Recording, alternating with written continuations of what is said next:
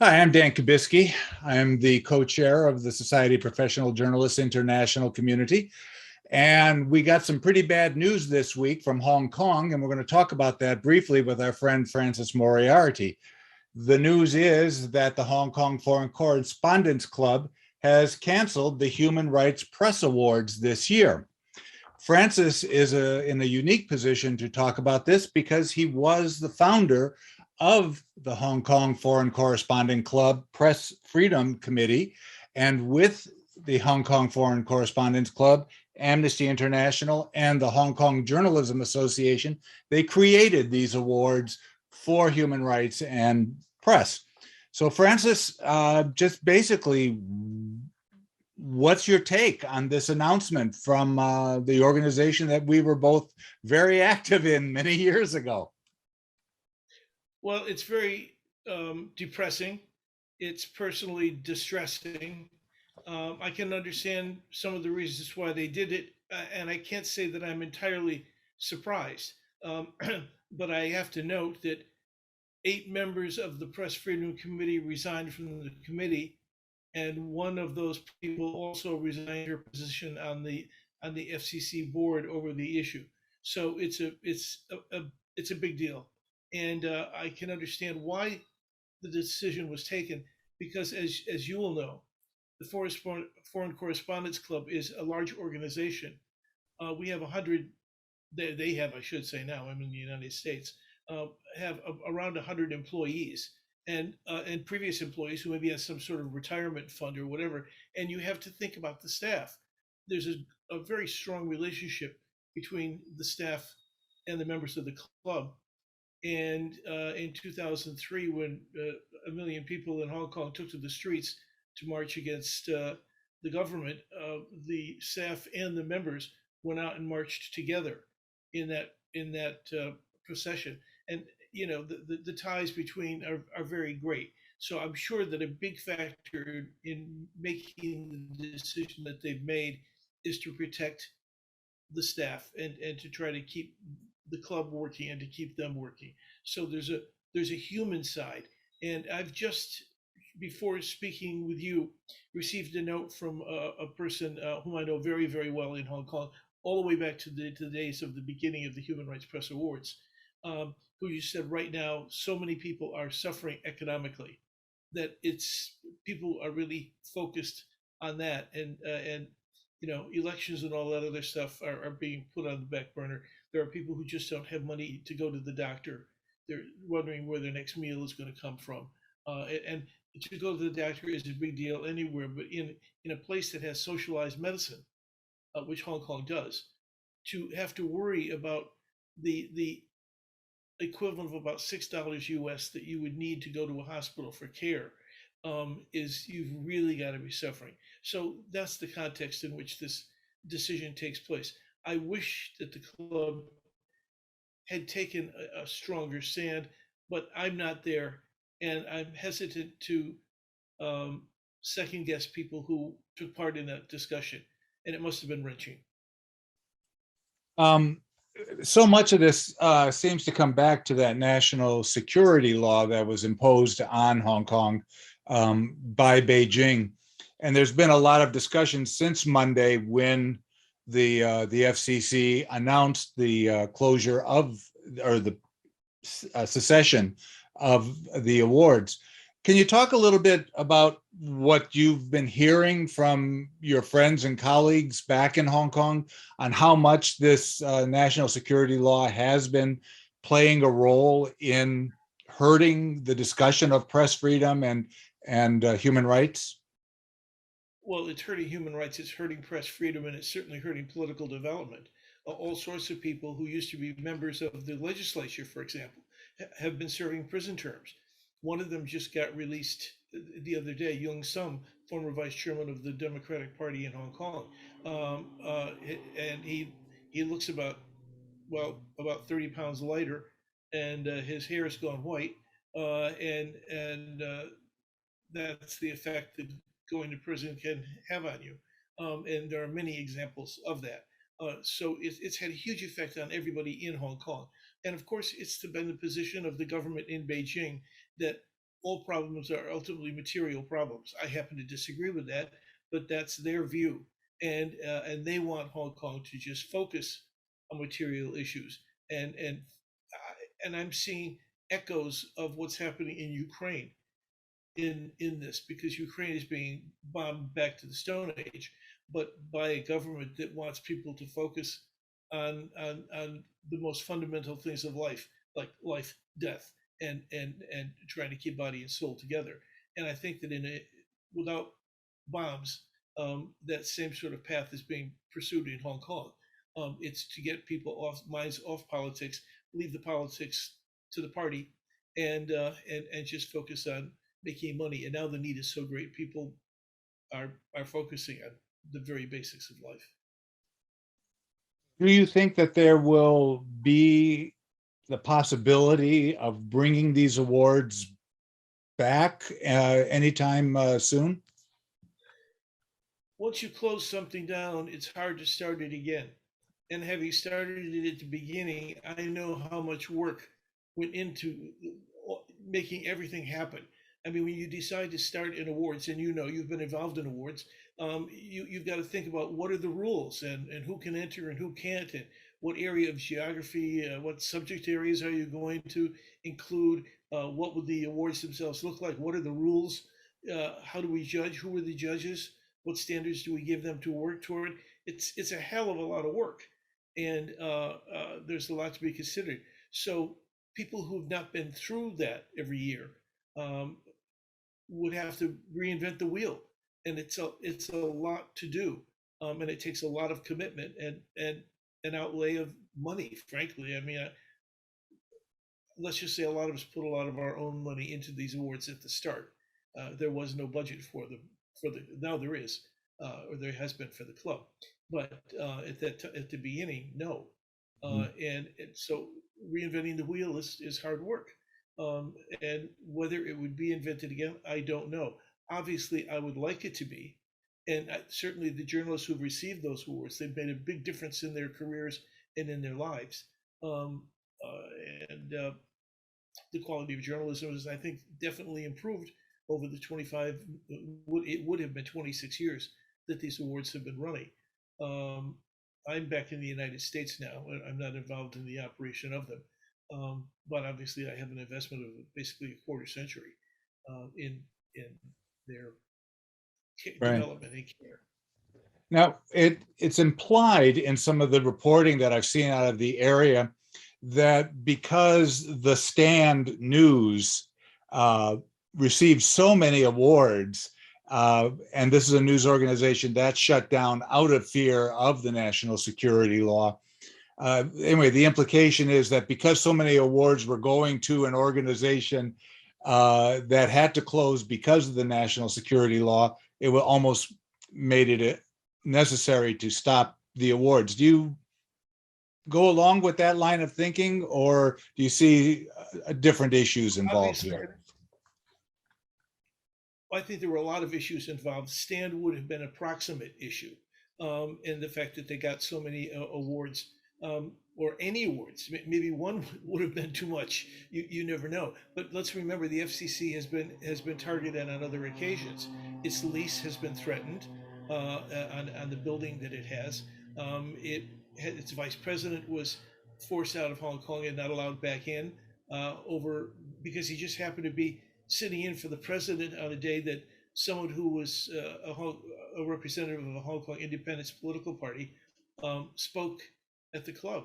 And it was perfectly legal at that time for that person to speak, but it displeased the government very much. And so the action was taken against Victor Mallet of the FT, I believe, who was the vice president at the time, and he was not allowed back in, even though he was right on the edge of his 7-year period for permanent residency. So it's the club has been attacked by former chief executive C.Y. Leung Cheng-ying, and he's holds a very high position in the Chinese government um, as well. So the crosshairs have been in place for a period of time. Various presidents have been called in for meetings with the Chinese representative in the PRC representative in Hong Kong, commissioner, for various meetings to express displeasure. At the end of those meetings, we would normally, I think you may have been at one or two, I don't know. We would normally raise a toast to let's agree to disagree and move on. But the days of let's agree to disagree are apparently over. Um, you know, either you Right. will agree or you will shut up. Right. Right. So I think stand is an issue, but I think they would have gone after the press awards at some point anyway. Mhm. Do you have any other last thoughts or comments that you'd like to make? Well, I want to say that I certainly understand and I support the decision of the people who quit the Press Freedom Committee. I can see their reasoning. I mean, if you're going to cancel press awards and you're going to do it on World Press Freedom Day, what the hell are you doing on a Press Freedom Committee? I can understand exactly that reasoning, and I can understand the feeling of the board member who quit as well. I can also understand the feelings of people who might not have felt the same way about the press issues, but who thought about the staff and said, we are these people's, you know, bread on the table or rice on the table, and we have to think about them and take care of them as well. And that's a big responsibility, and it's a real responsibility. It's not paternalism. It's caring, uh, and for people whom you perceive as members of the family. So I think that's mixed into this. I think it doesn't get the headline, but it's a big issue, no doubt, in the minds of the people who had to make a tough call. Um, Not everybody in the Foreign Correspondents Club is a correspondent or even a journalist. Some are ex-journalists, and I would say the club, if you put the journalists and correspondents and the ex-journalists and ex-correspondents together, you might have 500 or 600 members of a club that has more than 2,000 members. So there's a tip towards people who are professional in other professions, who are members of the club and who may or may not have the same feeling for press freedom. Um, some people who are associate members of the club have been extremely supportive of press freedom. And I'm sure there's a split of opinion within them as well. And I wouldn't want to see one part of the club played off against another. Um, but it's a reality that not everybody is. Maybe 400 to 500 people are active journalists today. Um, and in part, that's because the issue of economics. I mean, people are not getting the salaries that they once did, and they're fighting to hold on to a job, or they're being forced into being freelancers instead of having a staff job. And one of the larger employers was Radio Television Hong Kong, and that is a government funded station, and it has been under increasing pressure. And people have been leaving employment and forced out, and it's so the whole press freedom scene in Hong Kong is a very difficult and muddled. I think the government has to keep enough press outlets operating that it can maintain the image of having a free press. And they can say, well, we don't have to fight for free press because we have a free press. It's self-serving and I think difficult to document, but that's the position of the government. And I would just say, I would hope that people will continue to send correspondence to Hong Kong. It's still a good place to work from, although it's going to be a hard place to cover, rather like Singapore has been for many years. A very convenient place to work from, but a very difficult place to write about. And that may be very well where we are now with Hong Kong. The last thing I would say is this, Dan. The Human Rights Press Awards cover the entire Asian region. So it's not just stories about Hong Kong or from Hong Kong that are at risk here. It's not just stories about Stan News. It's stories about all kinds of abuse of human rights all over the Asia region. And these will not get publicity. They will not get heard. They will not get aired. The reporters working on them will not get the recognition that they deserve for their integrity and for their bravery in many cases. And it's a big giant news hole from the point of view of political and human rights. in that region. So it's much bigger than poor Hong Kong. This is what's happening in Hong Kong. This is a big blow to a region stretching from Afghanistan and Pakistan in one direction to Japan and some of the islands of the Pacific in the other, even down to Australia at times. And it's a giant news hole that's not being filled.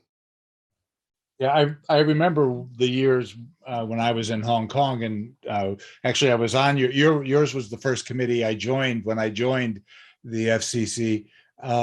Yeah, we had stories in there from, as you said, Afghanistan to Japan, and stories that most people didn't hear about because they were uh, in segmented media markets. But these awards gave them a much wider publicity, and more people began to learn more about the issues going on in all these different countries. And some organizations changed their coverage. For example, wire services didn't just think, here's a story from Thailand, here's a story from India, here's a story from here. They began looking at their resources and at the ties between the stories. And you began getting stories about slavery on fishing boats and human slavery, trading sexual trading, all sorts of things that were going on. And you found a tie up of resources. And as the media changed, it wasn't just the press and it wasn't just TV. It became video. It became blogging. It became everything. The media were all getting interlinked and tied together, and the stories were getting more powerful, and very powerful economic interests were then being tied up. Connections were being drawn, and that's going to create opposition in certain quarters, and that opposition is certainly out there. But the stories got bigger, the stories got more complicated, more resources got thrown at those stories, and it's a bigger deal. It's not just poor little Hong Kong and what's going to happen to this very famous bar. It's a much bigger story affecting everybody, frankly, in the region. Whether it's I again turn back to the fishing boats because that's one of the most egregious stories that were out there, as well as the sexual trafficking stories. But all those connections, covering of trials in Malaysia on civil law stories, libel stories, the murder of Filipino journalists, and we had the widow of one of the journalists come to speak at the club, and it called a great deal of attention to that, to those who were responsible and to those who died. So it's a long list of stories, and I invite people to take a look at when books come out about various issues, to look inside the cover jacket and see the number of authors that cite the Human Rights Press Awards as among their achievements and honors in their life. It's become a big thing, and I hope that it gets a lot of press, not for any particular reason for me, but for all of the thousands, and it is thousands now, of reporters and journalists who, at sometimes great risks to themselves, gone out and done these stories. So I really support that your organization and your people are focusing on this and giving it time, giving it attention. And I urge you not to make it just a one-off story, but keep it going. Well, you make an important point that there are connections to everything, and this is one of the things we try to do in the international community, is showing that there are connections between stories on the other side of the world and stories in the United States, and then to even a third or fourth place, that everything is linked. But the common thread to all of this for us is press freedom and the protection and safety for the journalists who brave dangers like many of us would never believe in order to get us the stories. So Francis, can I show you something very quickly? Sure. I hope you can see it very well. It's called Adhere to Righteousness. Let me raise it up here. I hope you can see it pretty well. Yeah, that's good. It's a book that was put together by the Amnesty International Hong Kong before they made the decision themselves to leave Hong Kong. Um, the photo on the front is a picture by Stephen Shaver, a very well-known photographer, and it was of an event in Hong Kong where the British government, before the handover, basically cleaned out the last remnants of the pro-Kuomintang people up in a little village in the New Territories, and a place where sometimes you could still people still wearing their old KMT uniforms, and the British cleared that out as a favor to the Chinese, so the Chinese wouldn't have that. That's my view. Wouldn't have that flashpoint. They would have to deal with themselves. It very much in the keeping of a takeover of one business of another, where the last question you face before writing the check is, are there any problems that I need to know about before I do this? And you say, no, they'll be taken care of. And then you can cement the deal. And this was one of the things they had to do.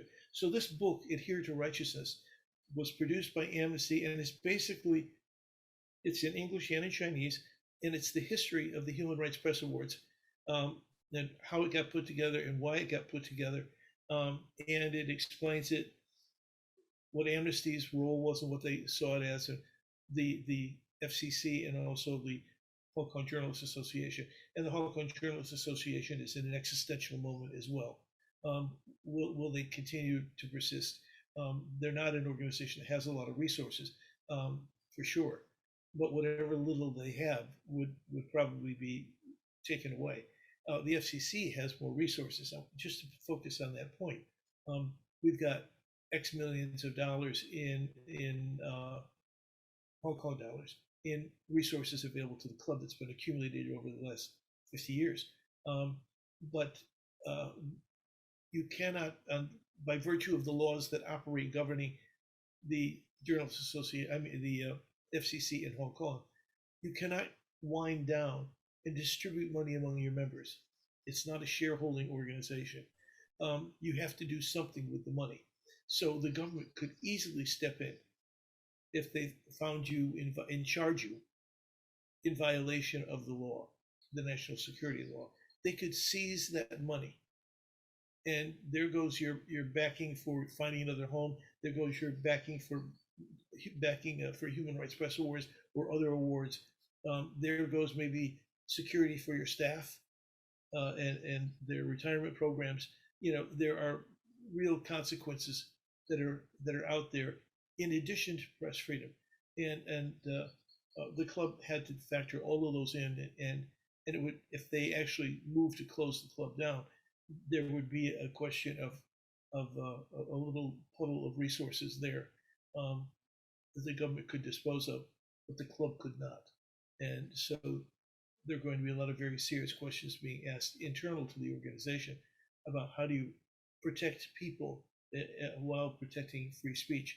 And I think that we've just seen the first answer to that question is sometimes you're going to have to compromise on free speech, and maybe significantly so, in order to be sure that the people who need to be taken care of are going to get the resources that they need to be taken care of. And this is going to be played out in a lot of different organizations if the government chooses to use those laws, some of which are old colonial draconian laws that have been on the books for many, many years, and which we called on the government on many occasions to go over those laws, to remove them from the books, to get them off, because we knew they would be used.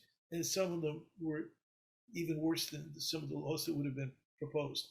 They're old colonial laws that made sure that with language like the Queen and her issue, and to protect the government. And some of the laws, some of the leftist leaders in Hong Kong today were jailed as teenagers under those laws. So there's a certain irony in seeing them now in a position to see them affected on other people.